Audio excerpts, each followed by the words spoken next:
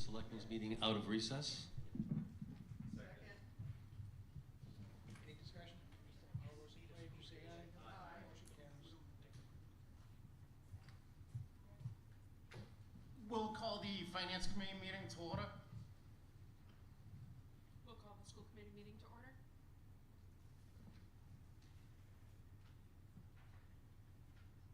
So, can't hear me, let me know, but thank you for coming tonight, and, to let us know why you're here, we're doing. And this really comes from a conversation with our finance team, Mo and Lisa, Tim, me, Tina Landry's our treasurer collector, and Mark Becker, our assessor, and assistant town administrator, Courtney, who wants to sit in the back while we order, so. Oh, thank you. Ooh. And because of, you all remember last year, we started with a, that's a loud mic, with a, That's good. is that good? Put it down, you just have to speak near it. Okay, very good, thank you. So everyone knew last year we started with a structural deficit. We used 1.3 million in free cash for various reasons. Obviously, that doesn't bode well for coming fiscal year, seeing we don't know anything more than we knew at the end of last year's budget process. So we thought it would be a good idea collectively that we all get together. I know historically, I think before my tenure, there was often a tri-board meeting at the end of the budget process before town meeting. So we all thought, you know, why don't we do on the beginning of the budget process, especially seeing where we have to go into budget preparation season here, and we have to have some, I'm not looking for direction per se, but I think we're looking for everybody to at least know all the dynamics that we're dealing with. So that's why we're here. And as you can tell from your handouts, this is fairly short and not very complex, but it really just goes over how we got here. I'm just going to point out the bottom. In fact, you know what? That number right there.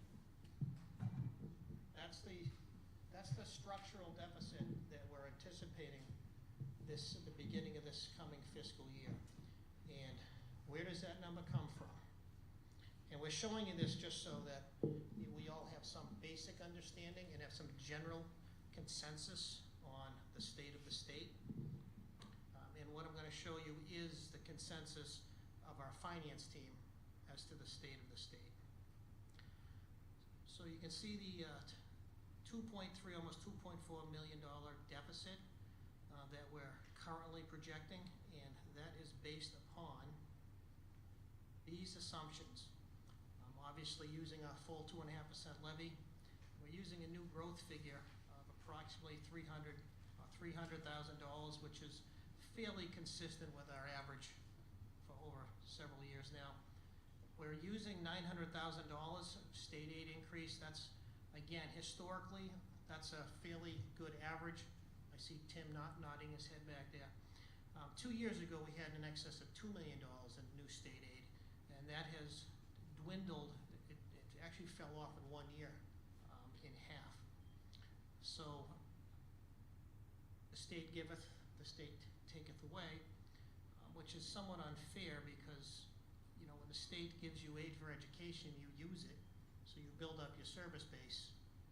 So in some ways, you know, they created our own, state aid created our own fiscal crisis. We're using estimated receipts increase of 2% annually, and then water and sewer indirect costs to 2%. And these are our major revenue drivers. We could get into all your, you know, small increments, what makes up each one of these, but in the end, I don't think that's particularly productive. So these are the estimates that we're using that are driving the revenue over the next 5 years. However, obviously it's FY 2027 that we're most concerned with at the moment. And the expenditure forecast calls for 3.5% increase in non-school salaries and 2% in non-school department expenses and 3.75 annual in total school budget increase.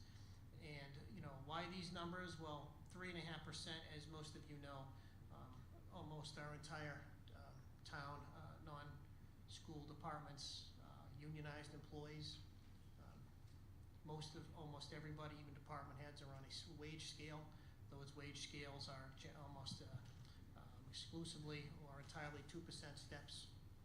So generally, COLAs plus steps is going to put you around 4%. That's not necessarily going to be the case with our new collective bargaining agreements coming up. So we had to pick some number to do a projection this stage of the game. So 3.5% was a consensus that we had. And 2% annual increase in non-school expenses. Now, just rough math, 1% increase, 1% of our townwide expenses is about $60,000, just rough numbers. So 2% is about double that. And again, not a huge cost driver, but just to give some perspective on where that number comes from.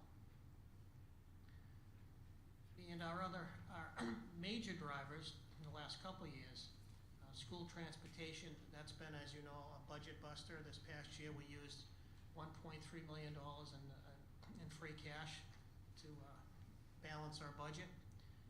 In the last 2 years, the increase has been $1.3 million, just an increase in that category. Listening, talking to Mo and Lisa, they don't believe that is going to continue to increase at such an aggressive or fashion.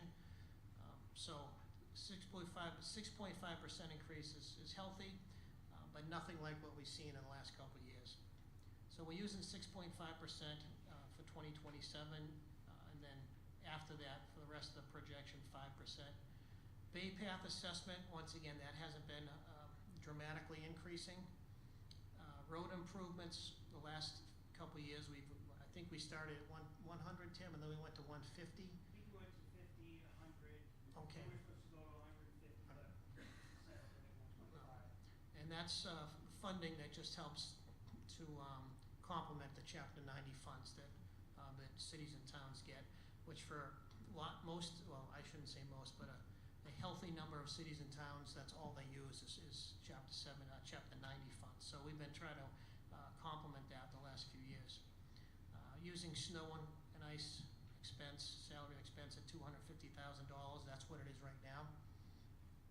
And the retirement assessment, 6.8% annually, and that's, Tim, that's pretty fixed, correct? Yeah. More or less. I mean, Somewhere between 6.5 and 6.8. Hmm. It's to be a little lower, 6.5. and health insurance for 2027, we're using a 10% number, which is, we feel pretty good about that. And after that, and this is where we're not sure if we're being conservative enough at 7.5% annually for the rest of the projection.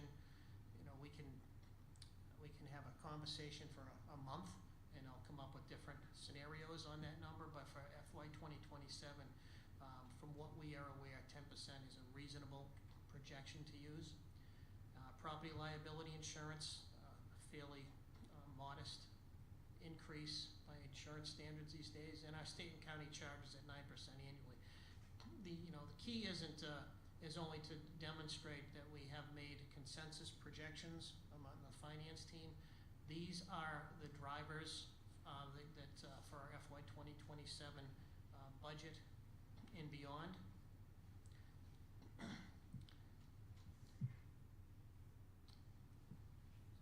Essentially, that's what makes up the $2.3 million operating deficit when you consider that $1.3 million in free cash was used last year.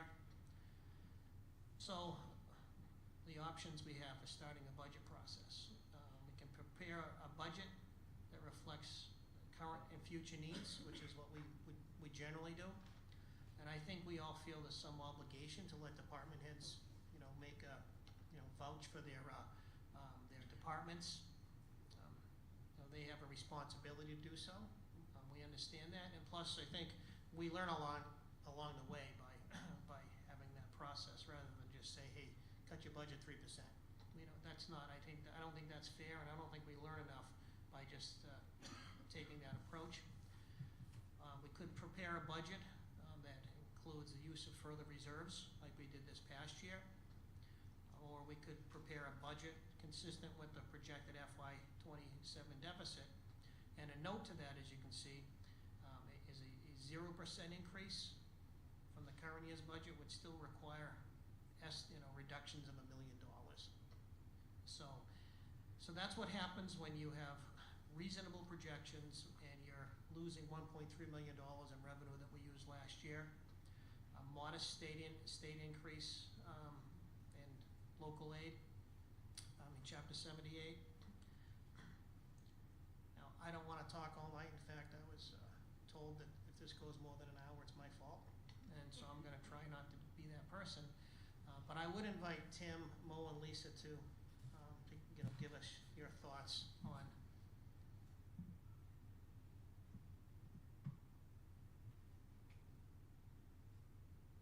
I guess if you go, yeah, if you go to the next slide down, I guess some adding thoughts.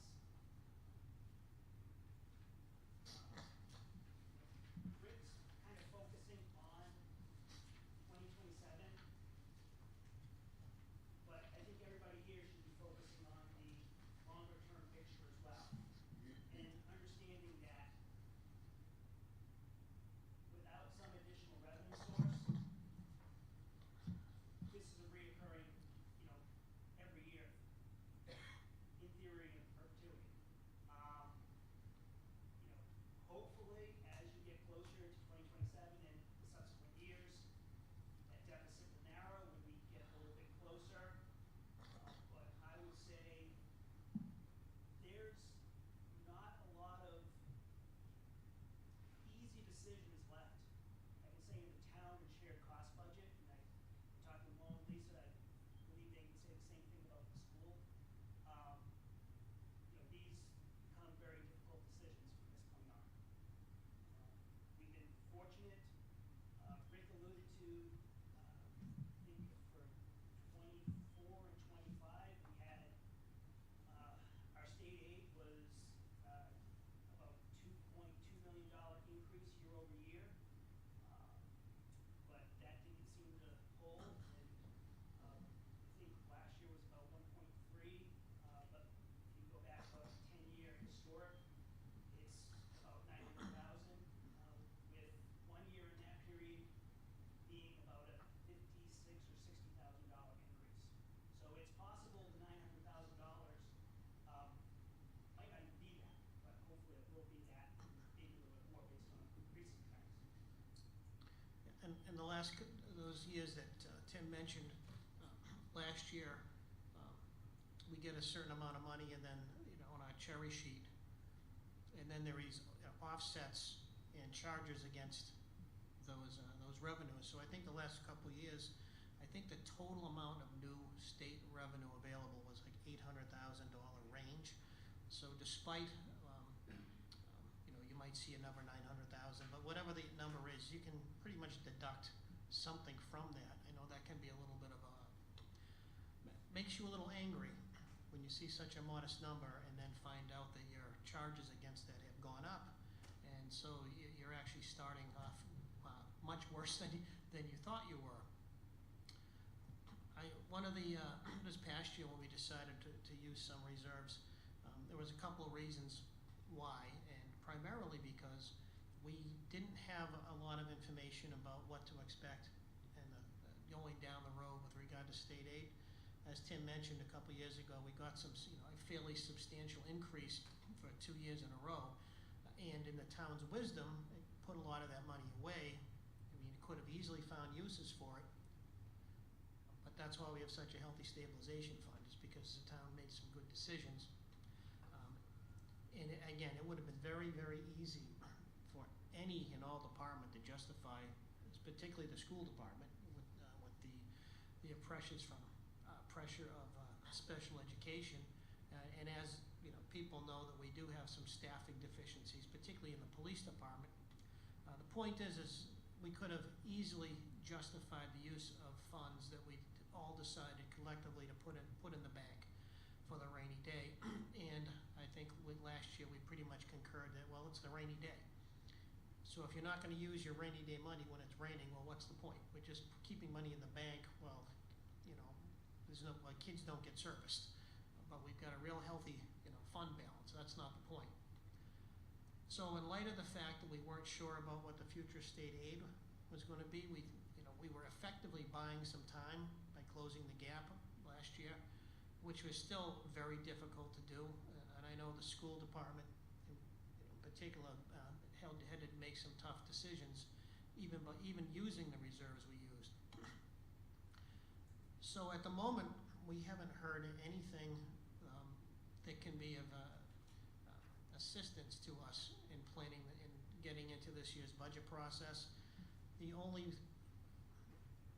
What I've heard, and I think most of us have heard through our associations, is that, we have the new millionaire's tax, which is supposed to be used for education and transportation. And what I have heard, what I've been told by the Mass Municipal Association, is that because that's brand new, there is no expectation yet as to how that's going to be recurring. So to start committing funds that you don't know for certain are going to be recurring to a certain amount, committing those, it's premature. The governor is hesitant to do that in any permanent way and with any particular formula. So as of this moment, those are the only new funds that would even be available potentially for cities and towns. Beyond that, I haven't heard anything about revising the Chapter 70 formula. There's certainly no reason to believe that there's going to be any other substantial increase in other local aid accounts.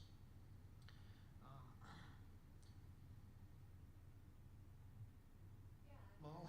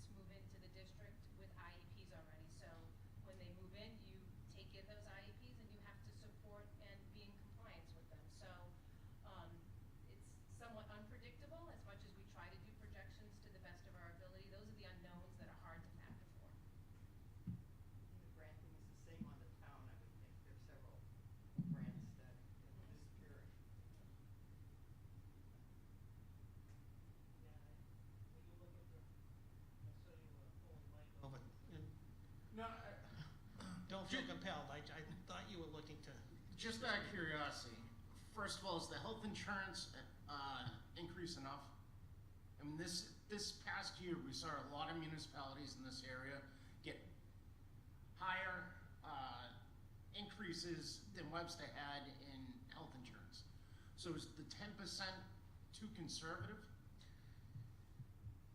If I knew that, Matt, I would, well, 10% is, we are budgeted a 10% increase for the current fiscal year, which is better than medical inflation. We've done better than medical inflation the last few years. So it's not a very conservative number, no. To your point, it's not very conservative. Well, Okay. it's somewhere between, it's a reasonable projection based upon our fairly recent history. There are some drivers in our health insurance costs that we hope to be, particularly pharmaceuticals, that we hope to be doing some work on this coming year that will help bring those costs down. But we've done reasonably well. We've beaten medical inflation. 10% is a good number, but it's not extremely conservative, to your point. Okay. And just, Will Canoia couldn't be here tonight. He's our vice chairman. He's vacationing. But he and I did speak today, and he wants everybody to know that he's not comfortable with using free cash again. And neither am I, to be honest with you. We got to find a fix to this. I would agree with that. None of, That's why we're here. Yeah. No, I Yeah. just, No, Will wanted it's, that, no, was it's- very adamant that he wanted that said tonight, so. Rick, is there any risk on our side of the budget concerning grants? you mean as projected revenue? Either projected revenue or lost revenue. I don't know of any particular grants that we have that we're in fear of losing, that impact our operating budget. And we do have, well, we do have concerns about some of the grants that impact our elder services. In particular, there are library grants that originate at the federal level. We haven't heard anything tangible about what the future of those may be. So again, it's kind of hard to give a good answer at this point because we're not getting good information. I just want to add, as far as general fund, I don't think there's too many grants that would directly impact it. We do have some regional health grants that would impact health operations, not specifically the general budget, but just operations in general. There would probably, be some services that would be lost if those grants are cut.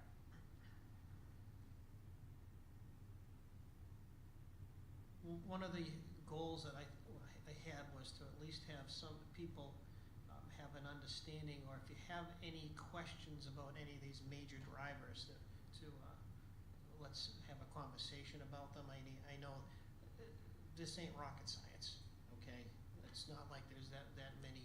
I think it's the expenditure driver is more than revenue. We all understand revenue. But I know because we have a really, really good spreadsheet that Tim has put together. In fact, it's so complex that I think he had to give us a tutorial. But there's all kinds of scenarios, and whether it's using a 3.5 or a 1, or whatever the case is. So we can fool around on the spreadsheet all we want, but ultimately, in terms of really projecting what our obligations are this year coming is a 3.5%. I have every big concerns that 3.75 Yeah, is low. it's modest. Because Yeah. we were 3.75 last year if we reduced positions. I'm hearing a lot of risks, other opportunities.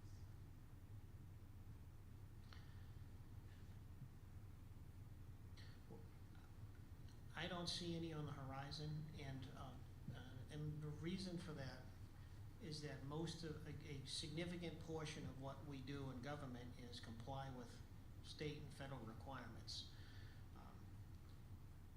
And when you do that, you have to do it the way you're told to do it. So it does make it, the margin between what we have to do and how we have to do it isn't that great with what's left that we can, we'll say, opportunities, whether it's consolidation or those types of things that we don't have a lot of room for, in terms of opportunity. But it's an excellent point. It is, and I know last year we went through obviously a tight budget process, and those are the things we sit around the room and beat up a little bit. And last year we pulled a couple things out of the hat. For instance, our code enforcement operation last year. I'm sorry, you weren't here last year, were you? You weren't here yesterday, from what I understand. Would you mind introducing yourself?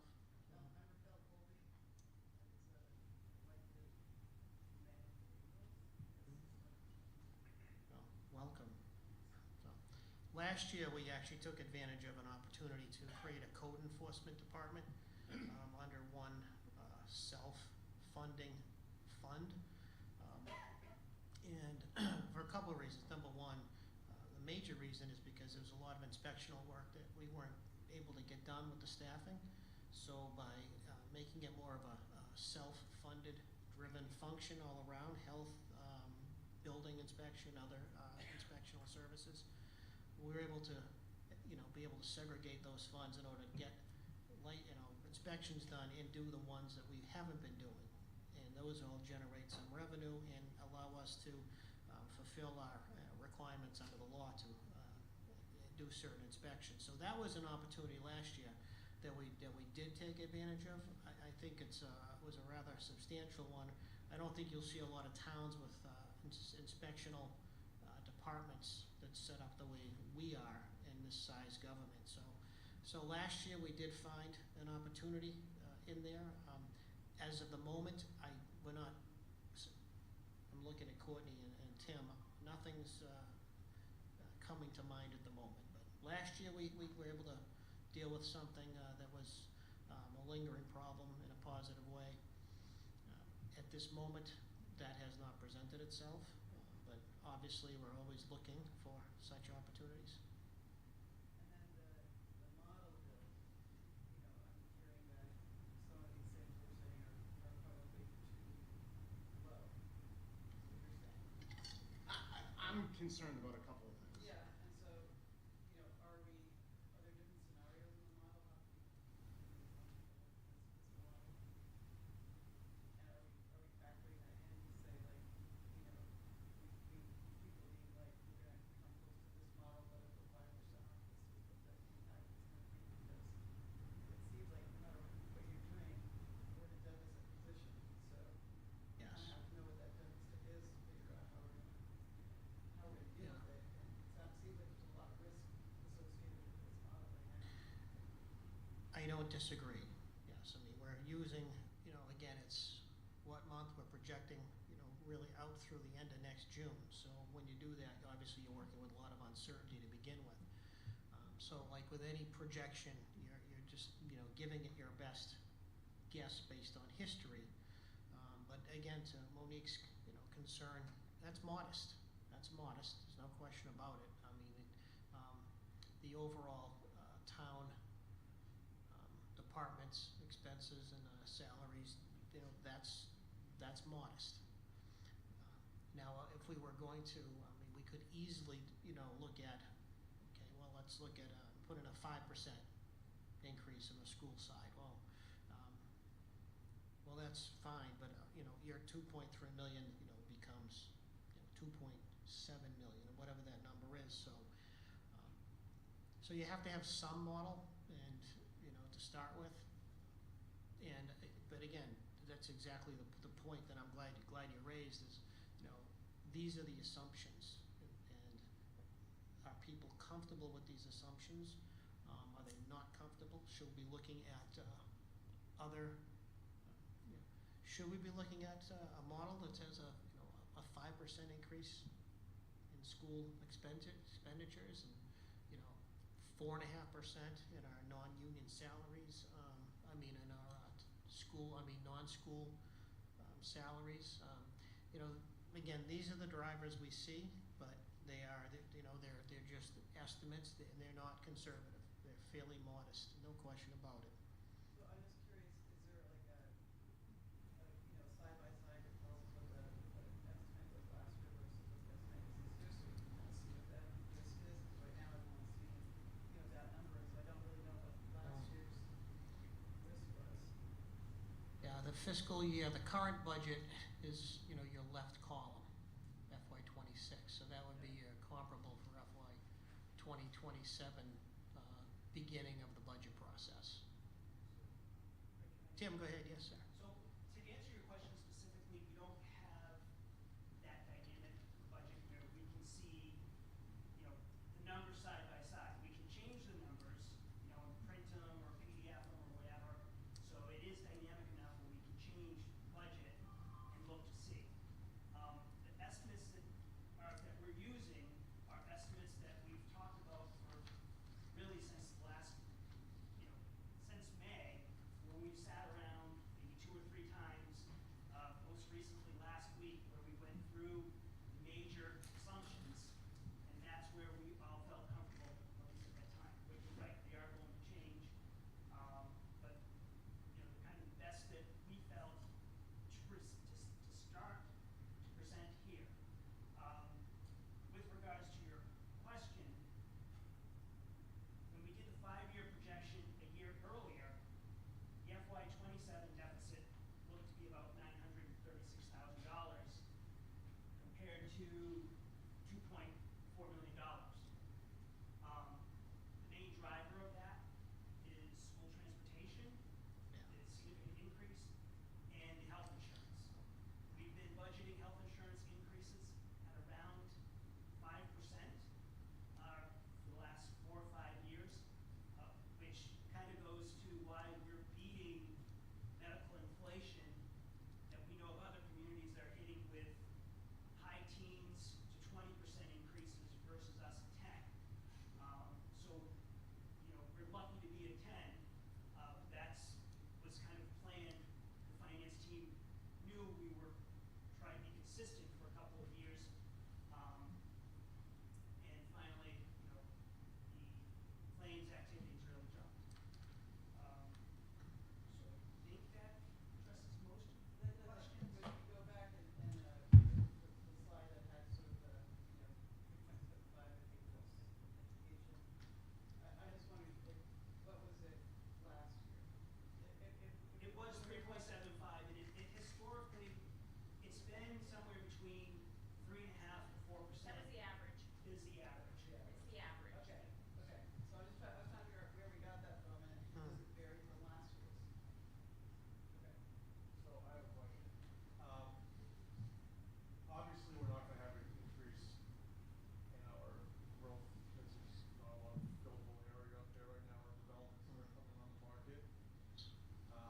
My understanding is there was an audit of the police department that was just done, and we're probably severely understaffed, and that's not really built into this.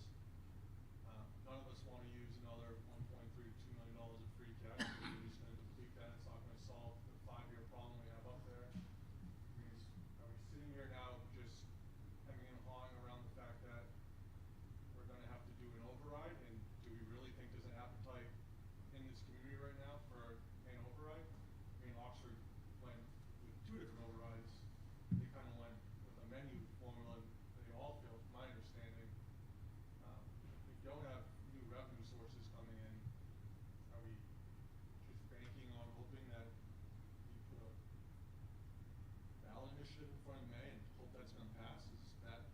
This is a 5-year, 6-year This is kind of the start of the discussion in trying to get everyone to understand where we are. And hopefully, everybody comes to agreement that something needs to be done. Right now, that's probably one of the few options we have. Yeah, because last year, one of the factors we did discuss was some hope that we would have some information from the state in terms of, you know, more funds to be increased, you know, to the Chapter 70 formula, or a renewal, you know,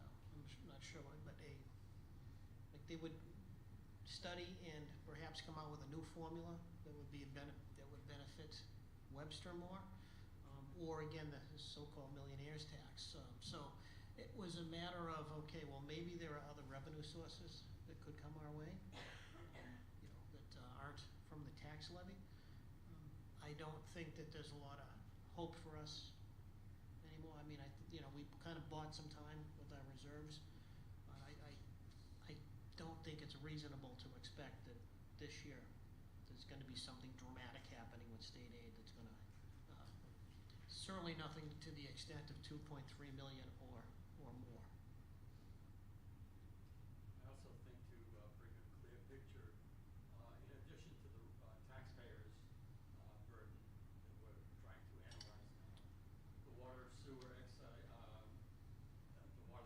rates will be and continue to go up probably in the range of 8 to 12% per year for the next few years. So that's going to be a total, not every taxpayer is a ratepayer, but 90% are. So we've got to factor that total cost to the rate of taxpayers. I mean, the goal here wasn't to come up with solutions because but I think we all have to be on the same page at least. That's why, these factors, some general consensus or understanding of the factors, I think is what's the most important thing to the finance team at this point, is to have some general consensus or at least understanding of these items that are going to drive us in preparing our budget this year, recommended budget. However, in the end, this is what it comes down to. These are our options right now, based upon what we have reasonable expectations in terms of revenue and expense drivers. So Rick, just another question. The second number 2, which could be 3, never know. Is that draconian cuts? I can't even, number them properly. Must give you a lot of confidence. So would that be draconian cuts? We're talking about the third. Yes. Oh, that would have to be. I mean, you're talking at the very least $2.3 million. Right. Right. And even if, it's $1 million less than level funding right now. So that's substantial. That's substantial. That's a couple $1 million and reduced from, school expenditures, from requirements and similar.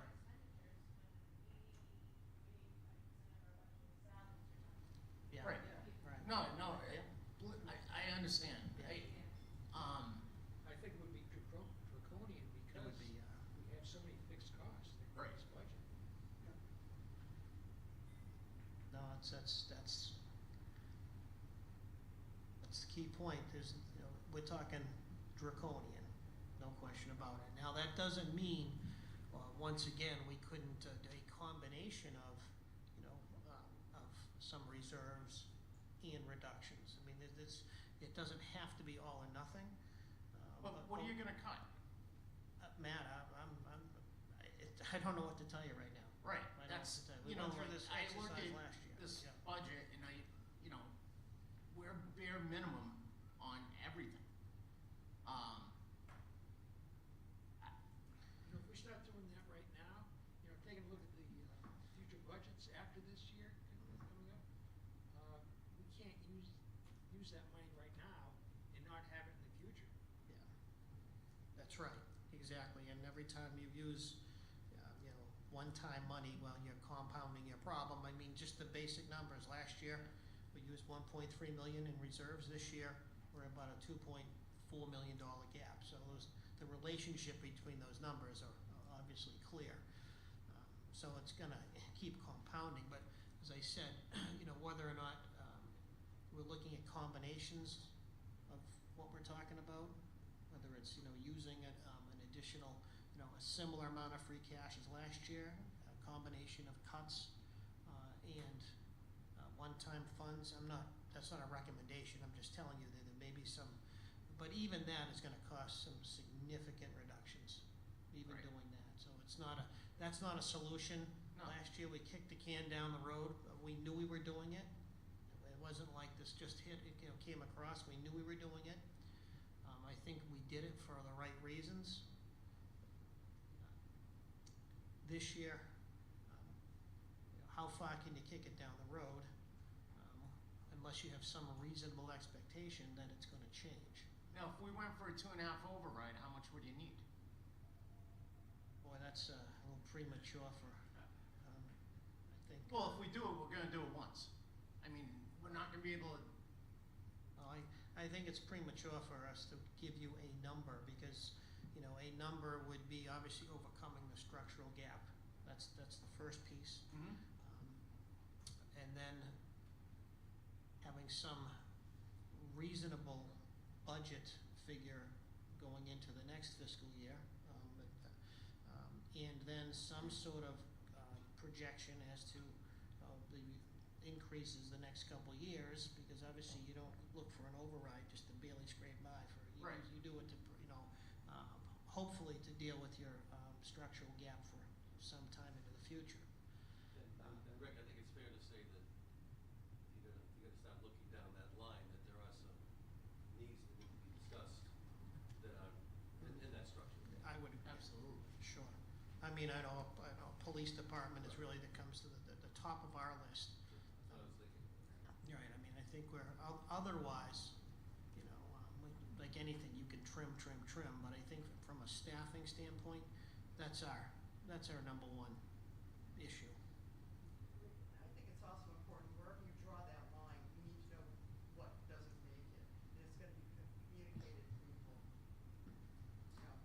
Student at zero-based budgeting, what I didn't get, Yeah. very important part. I think this year is unique in regard that we're talking about a lot of unknowns and question marks as far as federal and state monies coming and not coming and being withheld and maybe further reduction. It almost seems to me like to maybe wait it out one more cycle before we make a rash. At least we will have higher numbers maybe a year from now. And then maybe not, but it's very unstable. Everybody's got question marks. You're taking the grants out of Yep. the funding in there, right? That's still built into our, This is an assumption we're receiving all grants. yeah. What would a timeline look like if we're looking at, and this is very informational, and this is what it should be, is as we look at the next quarter, the next 5 months, the next 6 months, when do we start to get a clearer picture, and then there's strategies about how to respond to what we see as the most accurate numbers that we have. At some point, we're gonna have to take Yeah. some kind of action. A clearer picture of what specifically? Federal aid, state aid, Yeah, what in and I think particular? it's all of that, right? It's Yeah. transportation money, it's, Yeah. scholarships, it's, I don't know, do you get chapter 90, because Yeah. chapter 70, right? So. when do we Chapter start- 90 is the only bright spot. The only bright spot, yes. I'm from the regional world, but when you start to see a clearer picture, when will you have a better idea, so we can really start to dial in on some strategies that would be, March. yeah, that way? I mean, we're starting our budget season in October, Yeah. October Yeah. 1, but we don't know our chapter 70 until usually third, fourth week. Yeah. Now, those are projections, Yeah. and then it works its way through the process at the state, so you're not many times getting those until April, May, June, the final numbers. Yeah, are it's, going there. that's an excellent point, because sometimes, you're into the, beginning of the next fiscal year before the state has even finalized their budget, which includes local aid, so. Now, that being said, usually, as Monique said, in the, spring, you get a pretty good picture. The governor has made her recommendation, which usually doesn't vary significantly, going through the Senate and the House and then conference committee. But you're still talking about, we're well into our budget process. We're usually at around town meeting by the time you start to get a clear picture of what state aid's going to be. So it's a difficult process, considering, how big a factor state aid is for Webster. The state's sitting on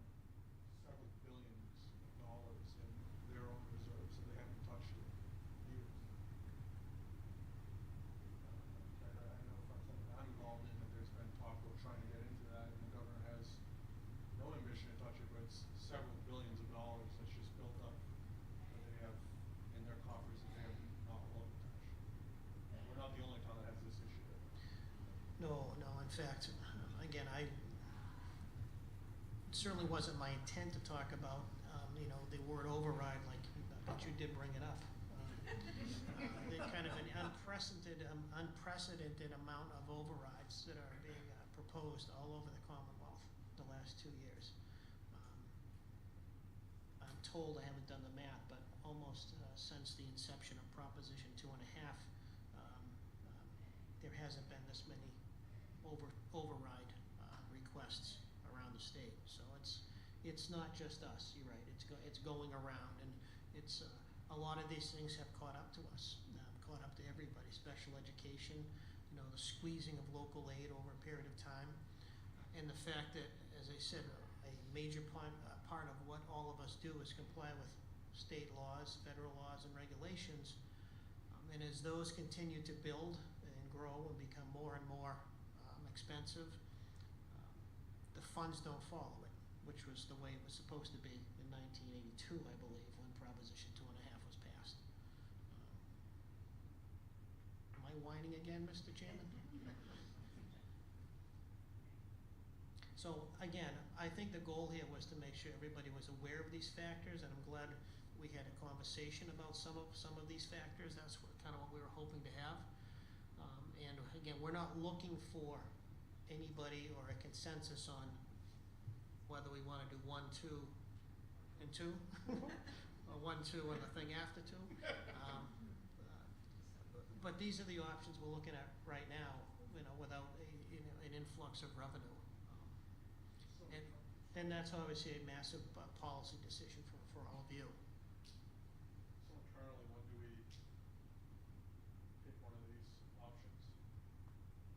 And then if we do have to use a projected override, when do we put together a budget that doesn't have that built into it? Well, number one, we're going to do anyway, because that's, just assessing and the needs of each department as they present them. I think number two, we hold off on thoughts of any use of any reserves. That can be a decision perhaps at some point down the road. We'll have to wait and see. But I'm a little bit hesitant right now, and again, this is where a consensus would be nice. Are we looking for, do you want us to put together the draconian budget proposal? I don't know that you want us to do that. So I think what we're looking at is a significant, that in itself could have some ramifications. That could have some of our employees, public safety officials. People could start looking for new jobs because they don't believe that their future is certain here or secure. So I don't want to start a panic. I don't think that's fair to anybody. I don't think it's fair to the employees. But at some point, this may be where we are, though. I know. So I don't have. This is not a meeting where I expect to have answers, but I wanted everyone to have the same perspective as what we're looking at. Because I think it's not fair. I know the school budget, school committee goes through a little different process than the overall. The rest of the department budgets. I know it's and you go through. I know many variations to get down to what's plausible. But I think knowing what you see here before everybody starts a process is helpful. I don't think we've needed to have this kind of conversation in the past, but now is the time. I'd like to add, I think it's clear that we need additional revenue. A lot of what we've been talking about internally with the finance team is when and how best to bring up an override, and what are its likely chances, and how do we increase those odds.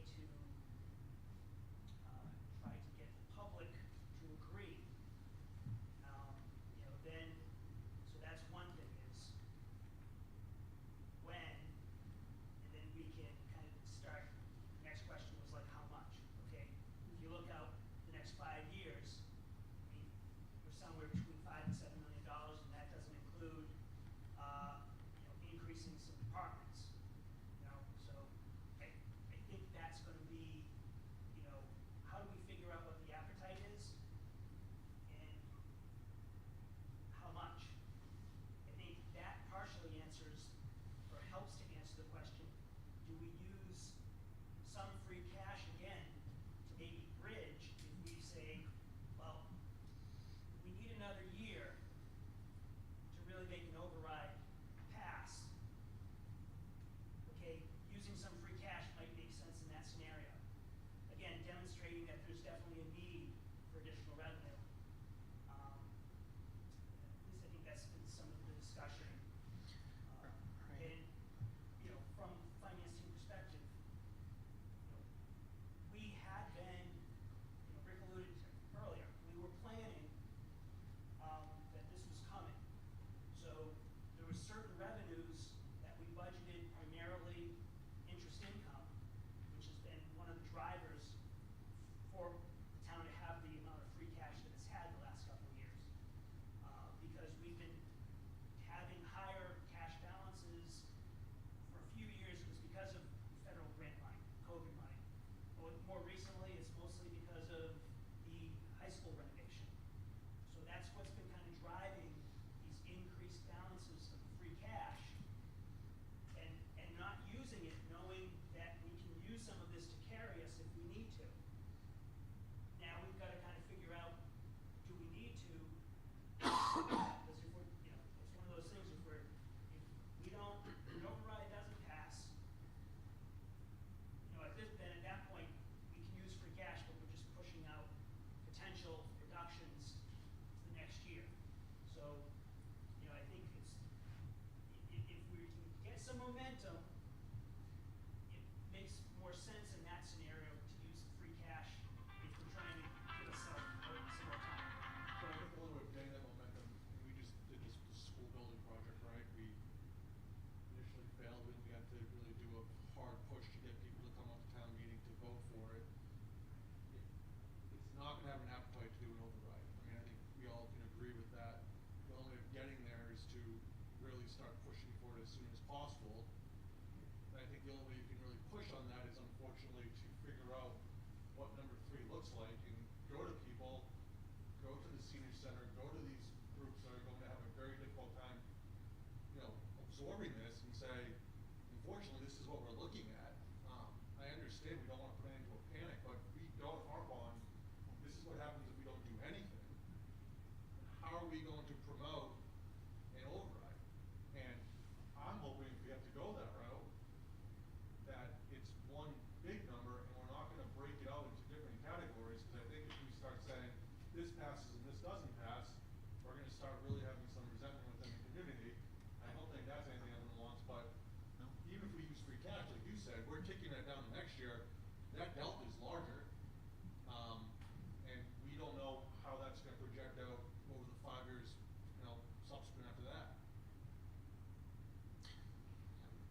And, you know, again, what our goal tonight was to have everybody see the major factors, more or less agree, more or less, you know, again, to Matt's point, it could be more conservative, even more conservative with some things. But essentially, those are the numbers when you project everything, you know, you're always gonna have some sort of variance. But the big numbers aren't gonna change when all is said and done. So tonight, you know, I don't know that anybody was prepared to talk about overrides, but the factors aren't gonna change in any great way. So, we're finance teams, we're gonna do our job, but I think people have to start thinking big picture, longer term, than just getting through 2027, which is gonna be extremely difficult without some additional revenue. Again, we'll do our jobs, but other than having some general consensus, or at least understanding of the big factors we're dealing with, then I think that makes tonight successful, if not, you know, extremely, you know, depressing. Yeah, yeah, thanks, Rick. Yeah. You said it, not me. Okay. Just want to thank you and the finance team. It's great to have everybody together and give us this information early. Yeah. And it's a terrific team. It really is. And we all, to the extent that we all understand each other's predicament, I think is, and quite frankly, Mo and Lisa, I don't know how you do it. God bless you, you know? I mean, I'll just say this about. You don't want it in the minutes, though, Kelly, don't put it. On overrides, I lived in Dudley prior to Webster, and I chaired a committee to get an override. And we had a successful override in Dudley. I chaired that group. And we also built brand new schools, right? And it requires building coalitions, just like in this room, right? This is a terrific group of people. And if you look at an override, it's essentially as a candidate that we have to elect. And you build a coalition of schools, municipal, volunteers, folks from the library, citizens in the community, you build a team, and you work as a team, and this override is our candidate, we need to get it elected. And you build strategies, and you work actively, and you communicate with the community, you can get an override. Job is yours. They can. I was just gonna say. No, Yeah. but I truly Mr. believe it. Chairman, I yes. do, I believe it. I think it's a great. It's a great community, and people really love this community, and I really believe if you effectively sell it and work in a group as collaborators across all different departments and municipality, you will get a successful override.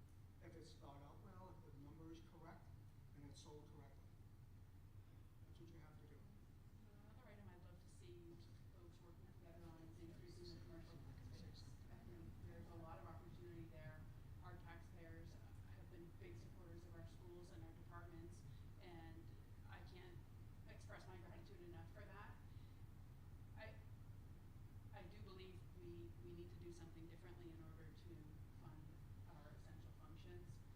There has to be other opportunities as well. There's been lots of businesses that have left Webster over the last decade or so, and there's lots of opportunity to hopefully attract businesses in. So as much as we're going to devote time and effort into convincing our folks for an override, which may very well be necessary, I'd love to see us spend some time identifying some opportunities to increase our tax base from other folks other than our individual taxpayers as well. That's why we need a strategic plan. I have to say something. I have to speak for the other side. We have a high poverty rate in this town, very high. And I'm a renter. I'm telling you right now, if there was an override, I'd be out on the street. Because I wouldn't be able to afford it. My rent just went up again, $100 a month. The average person in the apartment places, if you see them out of town, they can't rent them. People can't pay what they have to pay. And what did I get? Because water, sewer, and property taxes keep going up. And I understand they have to go up. But if you do an override, I hope you can find me a place to live and pay for it, because I'll be out on the street.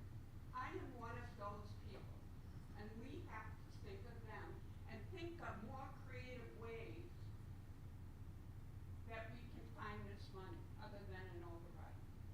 I'm sorry, but it affects me, and it affects a lot of people. It affects everybody in this room. And all my neighbors. I understand that. You're not, but not everybody in this room is going to lose their home. I wouldn't even be able to pay, cost me half my savings to move when my landlord died, from one place in Webster to here.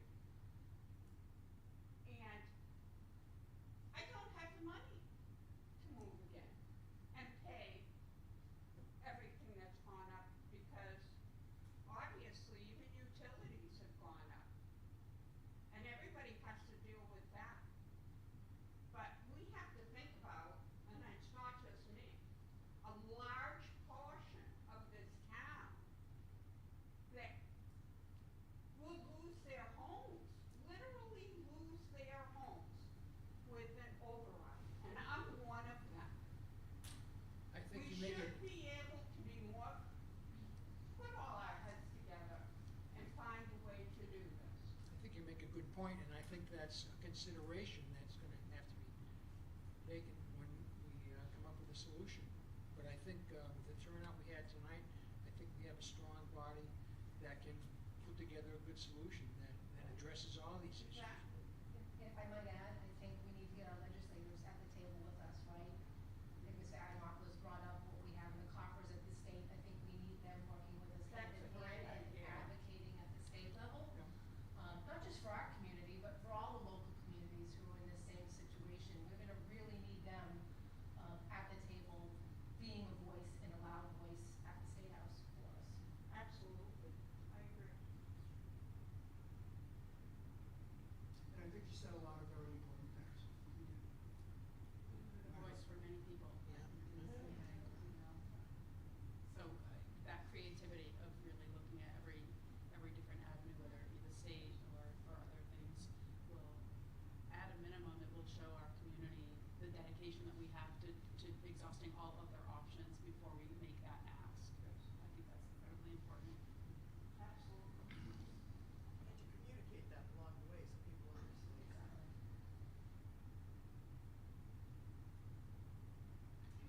I have nothing else. This is a good discussion that I think we all hope to have. I do have one question though. Should we get together again sooner than later? I think we should, yes. I don't know that choosing a date now is necessary, but I think that's a very good idea. Okay, thank you all for coming. We have couple other items on our agenda. Future events is the fall annual town meeting, Monday, October 20th, 2025 at 7 p.m. It's Park Avenue Elementary School, 58 Park Ave, Webster, Mass. Main Street Trick or Treat, Trunk or Treat, Friday, October 24th, 2025, from 4 to 6 at Town Hall and Main Street, Webster, Mass. And then proposed future meeting dates for the Board of Selectmen. We've got one on Monday, October 20th, 2025 at 6 p.m., Park Avenue Elementary School, room 163, 58 Park Ave, Webster, Mass. 01570.